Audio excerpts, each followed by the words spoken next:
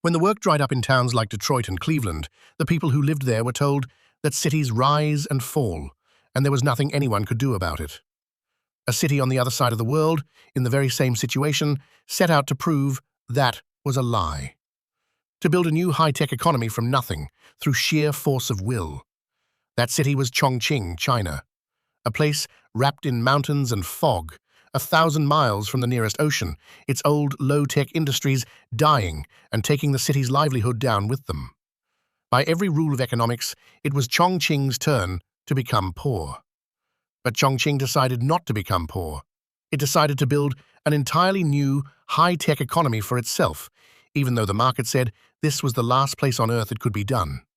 It did it because it decided it should, and decided it could. It started with laptops, even though it made none. It started with laptops because they are one of the most valuable things a person can own, and something hundreds of millions of people buy new every year.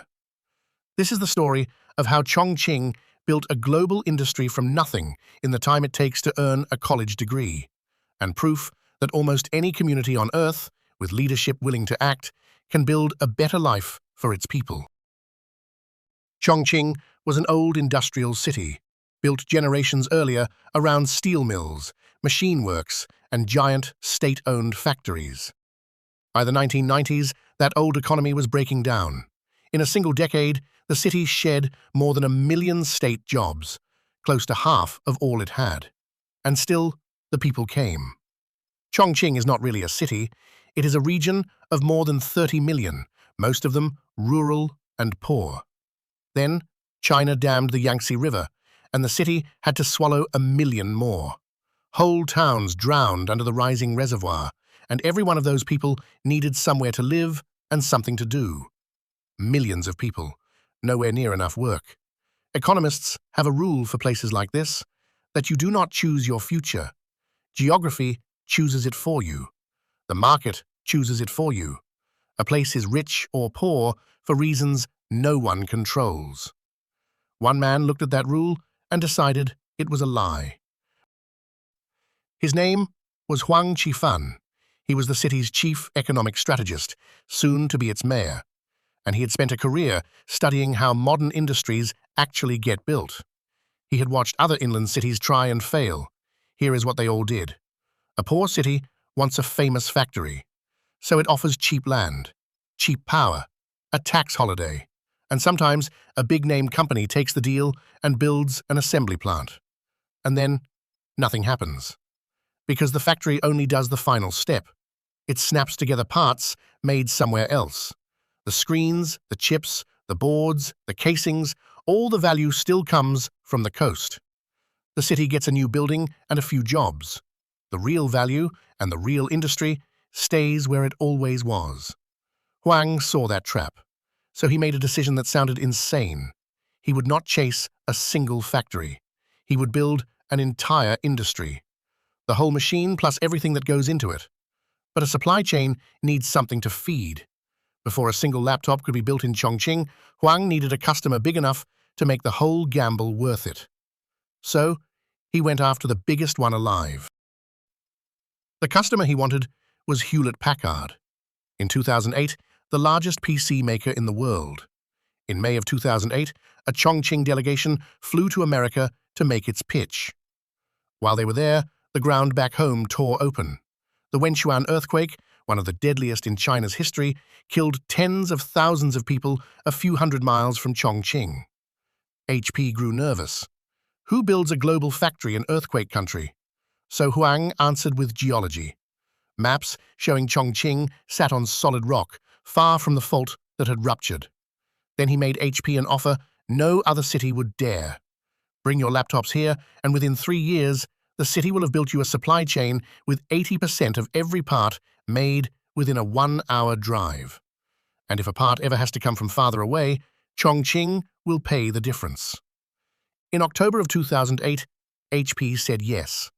An order for tens of millions of laptops a year to be built in a city that made none. Now Huang had his customer, and he took that order straight to the one man who could fill it. Terry Gou ran Foxconn, the Taiwanese giant that builds the gadgets the world's brands put their names on. Huang offered him a piece of HP's order on a single condition.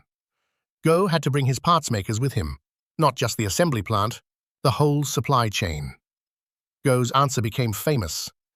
"Give me an order for 10 million computers," he said, "and of course I will bring 10 million computers worth of parts makers along." In August of 2009, they signed. And Go did not come alone. He brought a wave of Taiwanese suppliers with him. Then the dominoes fell. Once HP, Foxconn and their suppliers were there, other brands followed, and their makers too.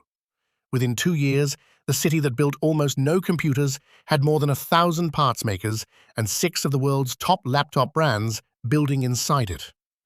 The trap that caught every other city, Huang had turned inside out. But a laptop is mostly one expensive thing: the screen. Chongqing was now building tens of millions of computers a year, and it had to ship in nearly every display. The answer was a Chinese screen maker called BOE. It had world-class technology. It had no money. A normal city would have shrugged. Huang did something a city is not supposed to do. He turned the government into a venture capitalist. The city arranged the money for BOE to build its factories. Around 34 billion yuan, raised by buying up the company's new shares and backing it with loans. The factories got built. The company thrived. And as BOE's stock climbed, the city sold the shares it had bought, made its money back, and poured the profit into the next generation of screens. The city did not just attract the industry, it financed it, and it got paid to do it. Which left the problem that should have ended the whole story, the one Huang could not bargain his way around. The ocean, or rather, the lack of one. A laptop built in Chongqing still had to reach a customer in Berlin or Chicago. The old way meant trucking it hundreds of miles to the coast, then loading it onto a ship for a 5-week voyage. Slow and expensive. The exact disadvantage that was supposed to make an inland tech industry impossible. So Chongqing built its own way out. A freight railway running from the mountains of China straight across Central Asia to Europe. The first regular train line of its kind in the world. The first train pulled out in the spring of 2011, loaded with laptops bound for Germany. It cut the journey to Europe by more than a month, and the city drove the cost down until rail across 2 continents was nearly as cheap as the sea. Within a couple of years, laptops were most of what it carried. The mountains were no longer a wall. They were a head start. A laptop could leave Chongqing and beat its coastal rivals to a European shelf. A factory is not just a building. To make this work, Chongqing had to build everything around it. Start with the law. A landlocked city is not set up to run a global trade the way a port is. So, Chongqing built the first inland bonded zone in China, a customs island where foreign parts could flow in and finished laptops flow out, cleared as if the mountains opened straight onto the sea. It needed workers by the hundreds of thousands. So, it turned its vocational schools into a pipeline, training the young and feeding them onto the lines. It needed somewhere to put them, so it built housing, and a great deal of it, dormitories beside the plants, and beyond them, hundreds of thousands of new apartments going up across the city in the very same years. It needed speed for its most valuable cargo, so it expanded the airport until laptops could fly out by the plane load. And it pulled in the banking too. The financial settlement for all this trade, hundreds of billions of dollars, routed through Chongqing's own books, so even the paperwork paid rent. Customs, schools, housing, roads, power, banking. Chongqing built the industry, and it built the ground beneath it, and everything around it. Add it all up, and you do not have a factory town. You have a machine. 5 global brands, 6 giant assemblers, more than 900 suppliers packed together, feeding each other. By 2014, the city was building over 60 million notebooks a year, a third of every laptop on Earth. It had become so complete that almost nothing came from outside. Of every part in a laptop, only the processor and the hard drive still had to be imported. And that completeness was the real prize. Because it is also a trap, the good kind. A single factory can move anywhere overnight. An entire ecosystem cannot. To pull this industry out of Chongqing, you would have to move 1,000 companies at once and rebuild the whole web somewhere else and survive the years it would take. Almost no one can. That is why this worked, when reshoring so often fails. You can lure one plant home with a subsidy. You cannot lure home the 1,000 suppliers that make it worth anything. So how did the story end? It did not. Today, more than 15 years on, Chongqing still builds about 1 in 3 of the world's laptops. It has been the single largest laptop production base on the planet for 11 years running. The cluster has grown to more than 2,000 companies. The bet did not just pay off, it locked in. A mountain city, 1,000 miles from the sea, sitting at the center of an industry it willed into existence. It is tempting to call this a Chinese trick, something only a one-party state with deep pockets could pull off. It is not. What Chongqing did is the oldest move in the history of getting rich.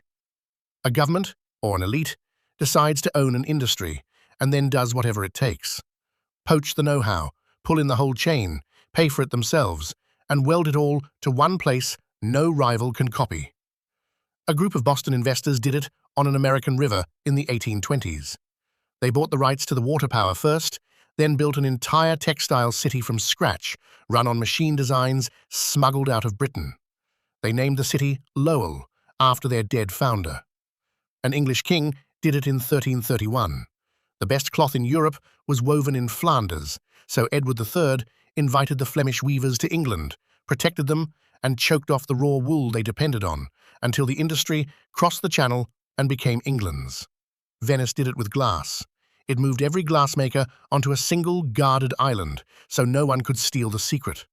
Different countries, different centuries, the same playbook, every time. And no one ran that playbook harder than America. Lowell was only the beginning. For 2 centuries, Americans built industries and cities by deciding to. They did not wait for geography. They did not wait for the market. They chose. And then, something changed. Across the American Rust Belt, the work vanished.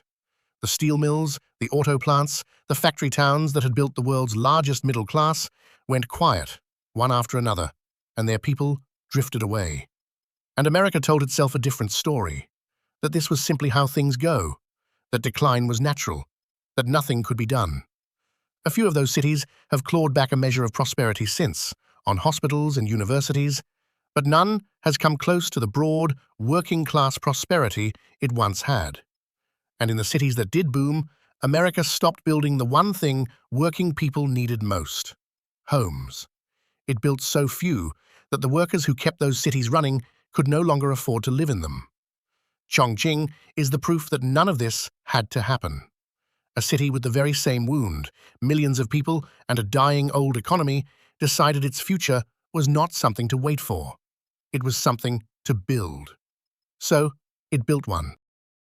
So, the next time someone tells you that a place is rich or poor for reasons no one controls, that geography decides, that the market decides, that nothing can be done, pick up your laptop. A mountain city most of the world cannot find on a map decided, on purpose, to make a third of them. And then it did.